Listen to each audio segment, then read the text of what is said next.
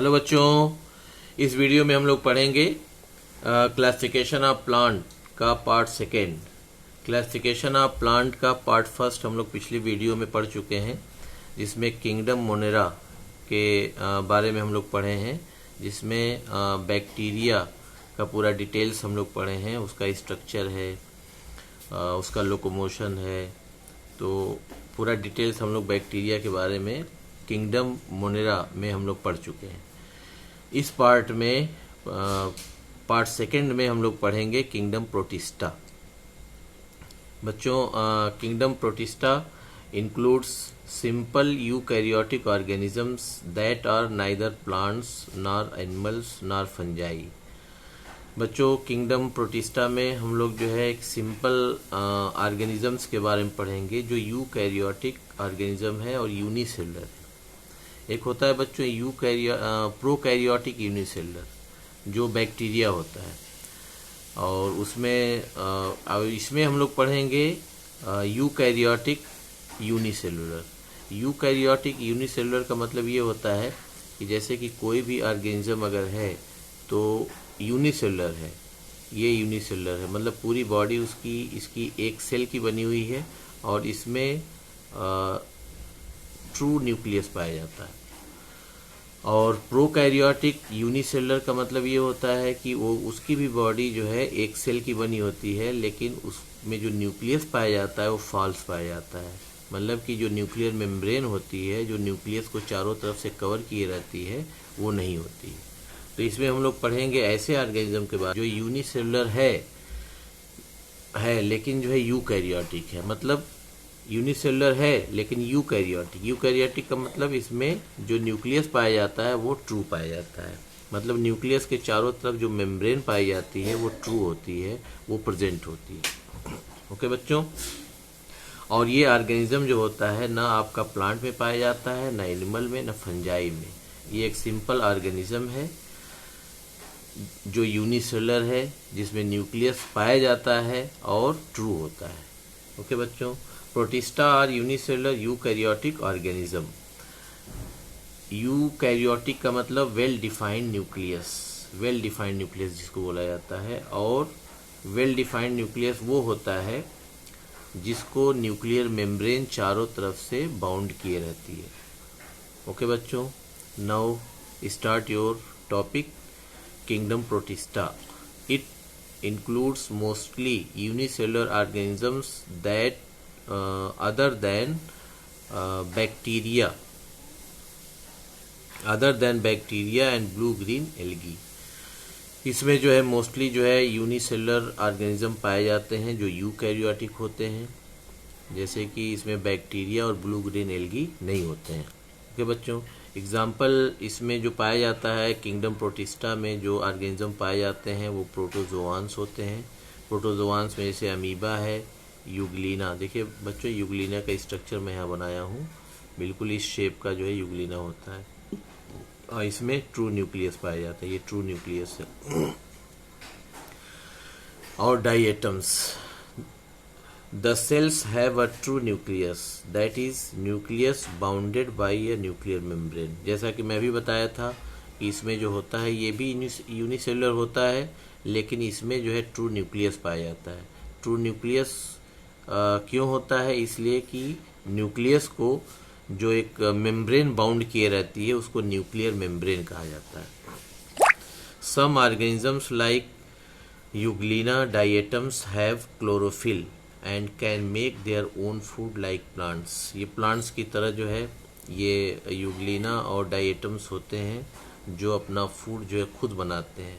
कोई भी ऑर्गेनिज्म जो है अगर फूड बनाएगा तो आप समझ जाओ कि उसके अंदर जो है क्लोरोफिल पिगमेंट जरूर पाया जाएगा बच्चों। तो हम लोग इस पार्ट में अमीबा के बारे में एक्सप्लेन पूरा हम लोग पढ़ेंगे अमीबा के बारे में। फर्स्ट है, it is one of the simplest organisms of kingdom protista. तो अमीबा जो है एक सिंपल ऑर्गेनिज्म है किंगडम प्रोटिस्टा का। It is found in the fresh water Pond's and beaches. ये जो है आपका फ्रेश वाटर में पाया जाता है बच्चों, जो है ये वाटर में ही रहता है बच्चों, लेकिन हमको जो है नेकेड आइज से ये क्लियरली दिखाई नहीं देता है। Okay, the body is irregular in shape. इसकी बॉडी जो होती है बच्चों रेगुलर इरेगुलर शेप, एक बॉडी होती है बच्चों रेगुलर शेप की, जैसे ये बॉडी है ना यूग्लिना, तो यूग्लिना की बॉडी जो होती है ये रेगुलर शेप है, इसका शेप ऐसा ही पाया जाता है इसी शेप का। लेकिन अमीबा जो होता है इसका कोई रेगुलर शेप नहीं होता है, वो कंडीशन के हिसाब से अपनी बॉडी के शेप को चेंज करता रहता है। The plasma membrane forms and the outer covering of the body. Plasma membranes जो है पाई जाती है इसमें, जो है जैसे और एनिमल के सेल में चारों तरफ प्लाज्मा मेम्ब्रेन पाई जाती है, इसमें भी प्लाज्मा मेम्ब्रेन पाई जाती है जो इसके पूरे बॉडी को चारों तरफ से कवर किए रहती है। A true nucleus is present almost in the center of the cell। इसमें true nucleus पाया जाता है। It is surrounded by the cytoplasm। और ये पूरे साइटोप्लाज्म से जो न्यूक्लियस होता है, ये सेल है, एक सेल की इनकी पूरी बॉडी है, ये न्यूक्लियस है, और न्यूक्लियस के चारों तरफ एक लिक्विड पाया जाता है जो है जिसको साइटोप्लाज्म कहा जाता है। Food and contractile vacuoles, food and contractile vacuoles, ये बहुत इंपॉर्टेंट जो है ये टर्म है बच्चों जो है इस अमीबा का। Food and contractile vacuoles are also present in cytoplasm. ये जो फूड होता है या कंट्रैक्टाइल वैक्यूल होता है ये जो है साइटोप्लाज्म में पाए जाते हैं। The food vacuoles help in digesting food. Food vacuoles जो होता है बच्चों, ये फूड वैक्यूल्स, ये फूड नहीं, ये फूड वैक्यूल्स है बच्चों। Food vacuole help in the digesting food. जो डाइजेस्टिंग फूड है वो फूड वैक्यूल्स बनाता है, मतलब फूड को अपने अंदर स्टोर किए रहता है। The contractile vacuole removes excess water from the cell. Contractile vacuoles का मतलब क्या होता है बच्चों, इसके अंदर जो ऑर्गेनेल पाया जाता है वो एक्सेस वाटर को बॉडी से बाहर जो है निकालता रहता है, जिससे कि अमीबा जो है मतलब एक जगह से दूसरी जगह तक जाने में भी इसको हेल्प करता है। जैसे आप देखे होंगे पानी में स्टीमर चलता है बच्चों जो है, तो स्टीमर में जो है उसके निचले हिस्से में एक नैरो जो है पाइप लगी होती है, और उससे जो है पानी आगे की तरफ से पीछे, आगे से पीछे की तरफ पानी जो है मतलब उसको निकालता रहता है, फेंकता रहता है, जिससे कि स्टीमर आगे बढ़ता रहता है। बिल्कुल वही सिचुएशन यहाँ अमीबा की भी होती है। ये कंट्रैक्टाइल वैक्यूल्स जो होता है इसमें जो एक्सेस वाटर जो होता है ना, ये बॉडी से बाहर इसको फेंकता रहता है, जिससे कि इसकी बॉडी में ज़्यादा वाटर कलेक्ट नहीं हो पाते हैं और अमीबा को आगे बढ़ने में ये हेल्प करते हैं। ये अमीबा का स्ट्रक्चर है बच्चों जो है, ये रेगुलर शेप नहीं है, ये अमीबा का इरेगुलर शेप है। इसकी बॉडी जो है ऐसी भी हो सकती है, ये ऐसी भी हो सकती है, ये ऐसी भी हो सकती है, मतलब इसका कोई डेफिनेट शेप नहीं होता है। सिचुएशन के हिसाब से ये अपने बॉडी के शेप को हमेशा चेंज करता रहता है। इसमें एक टर्म जो है बहुत इंपॉर्टेंट है बच्चों, स्यूडोपोडिया। स्यूडोपोडिया, जैसे हम लोगों के अंदर जो है चलने के लिए, वॉकिंग करने के लिए, मूव करने के लिए लेग्स पाए जाते हैं, पैर पाए जाते हैं, लेकिन इनके अंदर कोई ऐसा ऑर्गन नहीं होता है जिससे कि ये लोकोमोट करें, मतलब कि एक जगह से दूसरी जगह तक जाएं। तो इनके अंदर एक फॉल्स जो है लेग पाया जाता है, जो कंडीशन के हिसाब से बनता है और फिर जो है वो ख़त्म भी हो जाता है। जैसे कभी भी अगर इनको चलना होता है, लोकोमोट करना होता है, तो ये स्यूडोपोडिया ये एक ऑर्गन जो है यहाँ जनरेट करते हैं, उसके हेल्प से एक जगह से दूसरी जगह तक जाते हैं। अभी आगे इसके बारे में बताएंगे। ये फूड वैक्यूल्स है जिसमें फूड जो है कलेक्ट होते हैं। ये कंट्रैक्टाइल ये जो है आपका फूड वैक्यूल है, ये जो है आपका कंट्रैक्टाइल वैक्यूल है जो एक्सेस वाटर को कलेक्ट करके बॉडी से बाहर ये फेंकता रहता है। ये न्यूक्लियस है, देखिए बच्चों ट्रू न्यूक्लियस है, ये चारों तरफ इसके न्यूक्लियर मेम्ब्रेन जो है ये बाउंड किए हुए न्यूक्लियस को। ये प्लाज्मा मेम्ब्रेन है, ये एनिमल की कोई भी बॉडी हो, लिविंग बॉडी कोई भी हो, ये प्लाज्मा मेम्ब्रेन जो है सबकी सेल को चारों तरफ से ये मतलब कवर किए रहती है। Note, it is unicellular. ये जो अमीबा है ये बच्चों यूनिसेलुलर होता है। It can be seen only through a microscope. ये नेकेड आई से आप इसको नहीं देख सकते वाटर में, इसको जब भी आप देखेंगे माइक्रोस्कोप से ही आप देख सकते हैं। ओके, अब इसके लोकोमोशन के बारे में पढ़ेंगे। लोकोमोशन का मतलब ये होता है बच्चों कि कोई भी आर्गन या कोई भी ऑर्गेनिज्म या कोई भी एनिमल लिविंग बॉडी जो है जब एक जगह से दूसरी जगह तक जाती है तो उसको कहा जाता है locomotion. An amoeba moves with the help of pseudopodia. Amoeba जो है बताया था अभी, स्यूडोपोडिया जो है पैर की तरह, लेग की तरह काम करता है इनके अंदर जो है, और ये इसी के हेल्प से एक जगह से दूसरी जगह तक ये जाते हैं। इसका अगर एक से ज़्यादा अगर लोकोमोटरी आर्गन, इसको लोकोमोटरी आर्गन कहते हैं, अगर एक से ज़्यादा लोकोमोटरी आर्गन अगर है तो स्यूडोपोडिया कहेंगे, और एक अगर लोकोमोटरी आर्गन है, लेग से इनका बनता है, तो इसको स्यूडोपोडियम कहेंगे। पी साइलेंट है बच्चों, यहाँ पर पी साइलेंट है। स्यूडोपोडिया मीन्स फॉल्स फूट, फॉल्स फूट, ये फॉल्स फूट है, ये सिचुएशन के हिसाब से बनता है फिर ये ख़त्म हो जाता है। Pseudopodia are finger like projection, ये जब भी इनको लोकोमोट करना रहता है, इनको एक जगह से दूसरी जगह तक जाना रहता है, तो ये finger like body, finger like मतलब जैसी आपकी फिंगर है उसके जैसा बॉडी से ही जनरेट होता है, निकलता है, और उसके हेल्प से ये एक जगह से दूसरी जगह तक जाता है। देखिए बच्चों यहाँ पर स्ट्रक्चर में बनाया हूँ अमीबा का लोकोमोशन। देखिए बच्चों यहाँ पर ये स्यूडोपोडिया एक यहाँ पर जनरेट हो रहा है, ये स्यूडोपोडिया यहाँ पर जनरेट हो रहा है।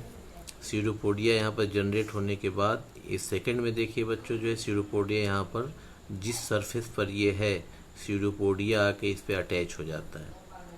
अटैच होने के बाद ये पूरी बॉडी को यहाँ इस फिक्स पॉइंट तक खींच लेता है, पूरी बॉडी को। तो पूरी बॉडी को फिक्स पॉइंट तक खींच लेगा तो यहाँ से यहाँ तक ये लोकोमोशन इसका हो जाएगा। तो ऐसे ही फिर आगे जब बढ़ने वाला होता है तो फिर दूसरा स्यूडोपोडिया यहाँ पे निकलता है, फिर ऐसे पूरी बॉडी को ये आगे की तरफ अपने खींच लेता है। उसके बाद फिर आगे इसको जब बढ़ना होता है तो फिर ये स्यूडोपोडिया आर्गन निकालेगा अपना लोकोमोटरी आर्गन, फिर जो एक जगह इसे फिक्स कर देगा। जब फिक्स कर देगा तो पूरी बॉडी को यहाँ तक खींच लेगा। तो ऐसे अमीबा जो आगे की तरफ मूव करता रहता है। मूवमेंट इन एन अमीबा मतलब अमीबॉयड मूवमेंट, जो अमीबा में मूवमेंट होता है उसको अमीबॉयड मूवमेंट कहा जाता है। ओके। न्यूट्रिशन मतलब कि कैसे अमीबा जो है फीडिंग करता है, कैसे अमीबा खाता है किसी चीज़ को, कैसे वो सर्वाइव करता है, कैसे रहता है। तो कोई भी ऑर्गेनिज्म अगर है, लिविंग बॉडी अगर है, तो बगैर फूड के, बगैर खाने के तो रह नहीं सकती। तो जैसे हमारे अंदर न्यूट्रिशन होता है वैसे ही इनके अंदर भी न्यूट्रिशन होता है। When an amoeba comes near food, जब अमीबा फूड के करीब में जब आता है तो इट एक्सटेंड्स इट्स स्यूडोपोडिया को वो आगे की तरफ बढ़ाता है, बॉडी से अपने फिंगर लाइक प्रोजेक्शन को निकालता है टूवर्ड्स इट।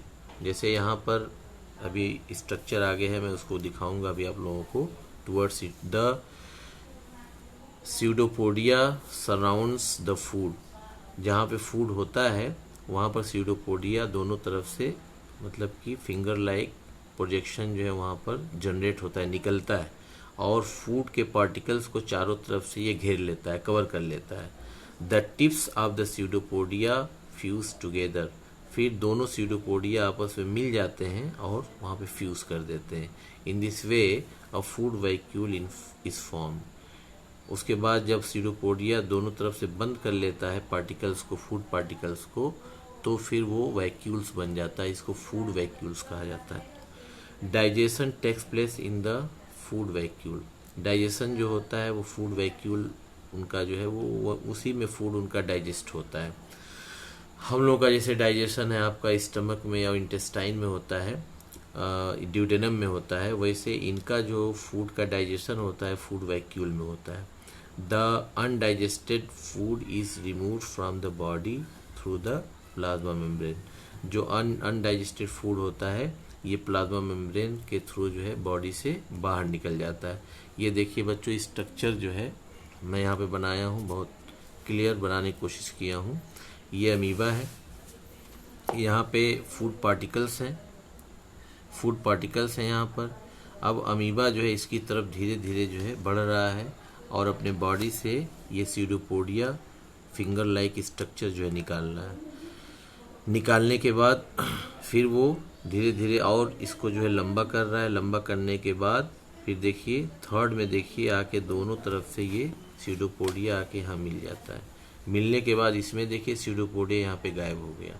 मतलब दोनों सीडोपोडिया जब मिलते हैं तो वहाँ पर फ्यूज़ कर जाते हैं। जब फ्यूज़ कर जाते हैं तो फिर वो पूरी बॉडी बन जाती है और जो फूड होता है वो चारों तरफ से वैक्यूल्स से घिर जाता है, चारों तरफ से। इसको फूड वैक्यूल्स कहा जाता है। फिर इस पार्टिकल्स का, इस लिविंग बॉडी का उसमें डाइजेशन होता है। फूड वैक्यूल्स देखिए बच्चों, ये फूड वैक्यूल्स हैं, ये फूड है इनका। ये देखिए सीडोपोडिया फ्यूज्ड, यहाँ पे फ्यूज हो गई, देखिए पूरी बॉडी फिर बन गई यूनिसेलुलर। तो ऐसे जो है अमीबा जो है अपना न्यूट्रिशन जो है करता है, अपनी लाइफ को आगे की तरफ बढ़ाता है। एक्सक्रीशन, एक्सक्रीशन का मतलब ये होता है बच्चों की unwanted product remove from the body. जब जो है एक्सक्रीशन का मतलब ये होता है कि जब बॉडी से अनवांटेड या अनडाइजेस्टेड फूड जब बॉडी से बाहर निकलता है तो उसको एक्सक्रीशन कहा जाता है। The main excretory product in amoeba is ammonia. Amoeba का जो मेन एक्सक्रीटरी प्रोडक्ट है, जो अनवांटेड प्रोडक्ट है, जो आपका वेस्टेज है, वो अमोनिया है। It is removed from the body through the body surface. ये प्लाज्मा मेम्ब्रेन से होता हुआ प्लाज्मा मेम्ब्रेन से ये बाहर निकल जाता है बाय डिफ्यूज़न। डिफ्यूज़न का मतलब ये होता है कि ये जो है प्लाज्मा मेम्ब्रेन से होता हुआ ये बाहर डिफ्यूज़ कर जाता है, मतलब बाहर निकल जाता है। रेस्पिरेशन, रेस्पिरेशन का मतलब बच्चों जो है हम लोग जैसे जो है रेस्पिरेशन करते हैं, मतलब कि जो ब्रीदिंग करते हैं, जो हम लोग इनहेल करते हैं ऑक्सीजन और कार्बन डाइऑक्साइड को बाहर निकालते हैं, ठीक है, वैसे ये भी जो है the exchange of gases occur through the plasma membrane. तो हमारे अंदर तो आर्गन होता है, स्पेशल आर्गन होता है जो लंग्स है आपका, विंड पाइप है, फिर नॉस्ट्रिल है। तो ये सब पूरा रेस्पिरेटरी सिस्टम एक है जिसके हेल्प से हम जो है ऑक्सीजन को लंग्स तक लेके जाते हैं और लंग्स से फिर ब्लड में चला जाता है और फिर ब्लड से कार्बन डाइऑक्साइड लंग्स में आता है, उसके बाद फिर नॉस्ट्रिल से होता है वो बाहर निकल जाता है। लेकिन इनके अंदर कोई ऐसा स्पेशल आर्गन नहीं है, जो गैस का जो एक्सचेंज होता है इनके अंदर कोई ऐसा आर्गन नहीं है। वो प्लाज्मा मेम्ब्रेन जो होती है उसी के थ्रू जो है गैसियस एक्सचेंज होता है। मतलब कि oxygen from the surrounding water diffuses in the cytoplasm. इसमें जो वाटर में आप जानते हैं बच्चों ऑक्सीजन जो है मिक्स होती है और उसी से प्लाज्मा मेम्ब्रेन के थ्रू डिफ्यूज़न प्रोसेस के थ्रू जो है ऑक्सीजन साइटोप्लाज्म के अंदर जाता है और carbon dioxide from the cytoplasm diffuses into the surrounding water. और कार्बन डाइऑक्साइड जो है उसी साइटोप्लाज्म से और प्लाज्मा मेम्ब्रेन के थ्रू जो है फिर ये वाटर में चली जाती है।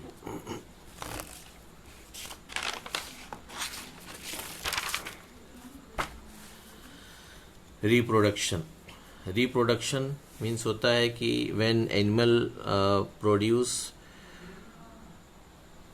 Of spring, own type of spring, मतलब ओन टाइप ऑफ बेबी, अपने जैसा बेबी, अपने जैसा ऑफ स्प्रिंग जो है या अपने जैसी लिविंग बॉडी जो है जब बनाता है तो उसको रिप्रोडक्शन कहा जाता है। तो अमीबा में भी रिप्रोडक्शन होता है, लेकिन अमीबा का जो रिप्रोडक्शन होता है वो दूसरे टाइप का होता है बच्चों, क्योंकि अमीबा यूनिसेलुलर है। उसके अंदर जो होता है reproduction, amoeba reproduces either bye binary fusion और मल्टीपल फ्यूजन। अमीबा के अंदर जो रिप्रोडक्शन होता है मतलब अपने जैसी बॉडी वो और बनाता है, ठीक है। तो इसके अंदर जो रिप्रोडक्शन होता है वो बाइनरी फ्यूजन, मतलब एक अमीबा दो अमीबा में डिवाइड हो जाता है। बाई मतलब होता है दो, बाई मीन्स होता है टू, ठीक है बच्चों, और फ्यूजन मीन्स होता है डिवाइड होना। तो दो, उनकी पूरी बॉडी जो होती है दो बॉडी में डिवाइड हो जाती है, तो उसको कहा जाता है बाइनरी फ्यूजन। और मल्टीपल फ्यूजन का मतलब क्या होता है कि एक अमीबा जो है 100 नंबर में अपने जैसा अमीबा बनाता है एक बार में, तो उसको कहा जाता है 100 नंबर में, मतलब मोर देन 2, मतलब 2 से ज़्यादा नंबर में जब अपने जैसी बॉडी बनाता है तो उसको कहा जाता है मल्टीपल। मल्टी मतलब होता है मोर देन 2, ठीक है। तो 2 से ज़्यादा बॉडी एक बार में बनाता है तो उसको कहा जाता है मल्टीपल फ्यूजन। बाइनरी फ्यूजन देखिए बच्चों क्या होता है। Amoeba grows to its maximum size.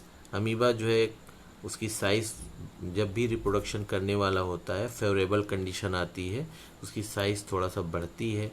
The nucleus elongates and divides into 2 parts. और न्यूक्लियस जो होता है ये 2 पार्ट में डिवाइड हो जाता है। Then the cytoplasm divides into 2 parts. Amoeba की पहले बॉडी जो है साइज उसकी बढ़ती है, उसके बाद उसका न्यूक्लियस जो है लंबाई में बढ़ता है, उसके साथ साथ जो होता है उसका साइटोप्लाज्म जो होता है वो भी जो है बॉडी के शेप के साथ साथ वो भी लंबाई में बढ़ता है।